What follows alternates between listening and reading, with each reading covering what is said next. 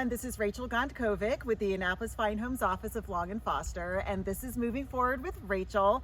And today I have Kyle Parks with Scarlet Oak Landscaping, and he's actually, you've been my personal landscaper now for a we've bunch been of here years. for at least 6 years now. Yeah. So, I mean, it was through the end of high school, so pretty long your time. High school, not my high school. I know, for me. I graduated high school 6 years ago. Anyway, so, but Kyle and his crew is amazing. They come every week and mow, they weed, they mulch, like everything. So we thought with going into fall that we'd have Kyle explain some things that you can do to get your landscaping ready. But first, tell us a little bit about how you got started. So clearly it was in high school. Certainly, yeah. So if you have heard or have talked to any other landscapers, I'm kind of like most of everyone else.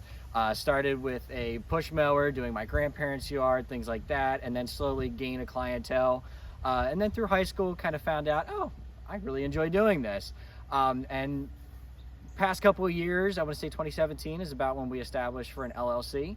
Now we are finally an S Corp, so slowly moving up, but slowly growing the company. We work from the Linthicum area in Anne Arundel down south to about Annapolis. So this is the furthest extent that we go as of now, but we are looking to expand, hopefully into Howard County coming into next year. Awesome. Yeah, and Kyle's been great because when I have listings to sell, he'll come in and do the whole yard and get it ready, photo ready for the listing. So, all right, Kyle, you ready to walk around and give us some tips? Let's do it. All right. So to start with a couple tips, everything that most landscapers do and should be a best practice is trimming your shrubs in the fall. So we did just do these, I believe, early this week, just kind of reshaping everything, getting them ready for the spring. Some things you could do with some crepe myrtles as well is thinning out the branches that are crossing. It helps for aerating the top of the canvas per se, and just allows for the wind to pass through and for a better, healthier plant as the spring comes in for next year. Other things you can do is kind of edge your garden beds or spray the weeds. We like to spray them just because it kills the plant to the root or the weed to the root that you don't want in that garden. Some other things are kind of pruning your hostas back, which we will do in the next coming weeks when we do the leaves. So we'll blow everything out, cut the hostas back or any of the low-lying plants that are annuals, and we'll get them taken care of. So I have a random question.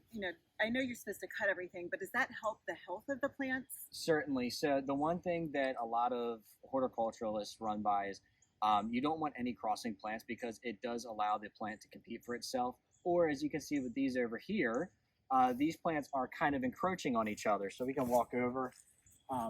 If you cut them back, it just kind of allows for the plant to grow a little better in the spring, gives them a better longevity versus plants where, a couple of plants here actually, we had some poison sumac kind of growing through and it ended up killing them. So we had to pull the plants out. They were very similar to these Iteas right here.